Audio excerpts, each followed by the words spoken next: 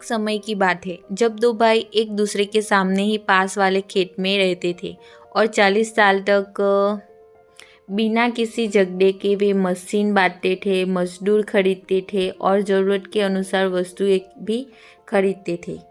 उनके बीच लंबे सहयोग के बाद एक गलतफहमी हो गई और बहुत बड़ा झगड़ा भी हुआ।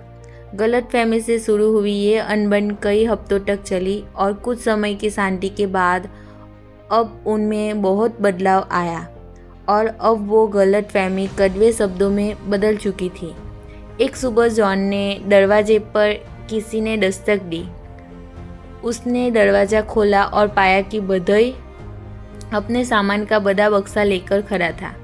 उसने बड़े भाई से कहा कि वो कुछ दिनों से काम ढूंढ रहा है और नम्रतापूर्वक उसने पूछा कि क्या उनके पास कोई छोटा मोटा काम है जिसे वह कर सकता है, क्या वह उनकी मदद कर सकता है। ये सुनकर तुरंत जॉन ने कहा, हाँ, मेरे पास तुम्हारे लिए एक काम है।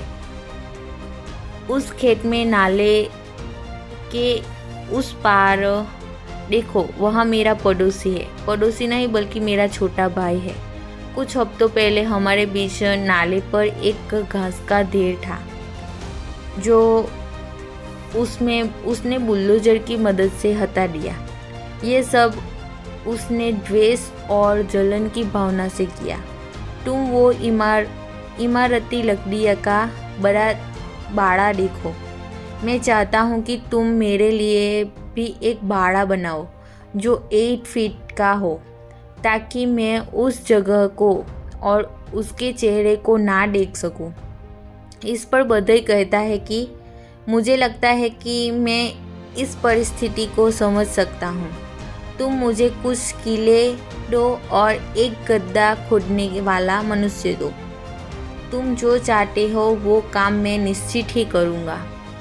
बड़े भाई को गांव में जाना था ताकि वो उस भदई की ज़रूरत का सामान लाने में मदद कर सके और फिर पूरा दिन आराम से खेत में काम कर सके। वो भदई पूरा दिन मुश्किल काम करता रहा, जैसे लकड़ियाँ गिनना, खोदना, चुनना। शाम होने तक जब किसान वापस आ रहे थे तब तक उसका काम खत्म हो चुका था। उन दोनों भाइयों की आंखें खुली ही रह गई, क्योंकि वहाँ कोई बाड़ा नहीं था। वहाँ पर सिर्फ और सिर्फ एक पुल था जो नाले के दोनों तरफ फैला हुआ था। उसने संतोषजनक काम किया था और तब दोनों को अपनी अपनी गलतियों का एहसास हो चुका था और उनके बीच की गलतफहमी भी दूर हो गई थी। भदई ने बड़े भाई द्वारा दिए काम को छोड़कर दोनों भाइयों के बीच के रास्ते का पुल बना दिया काम किया था, जो निश्चित ही प्रेरणास्पद था।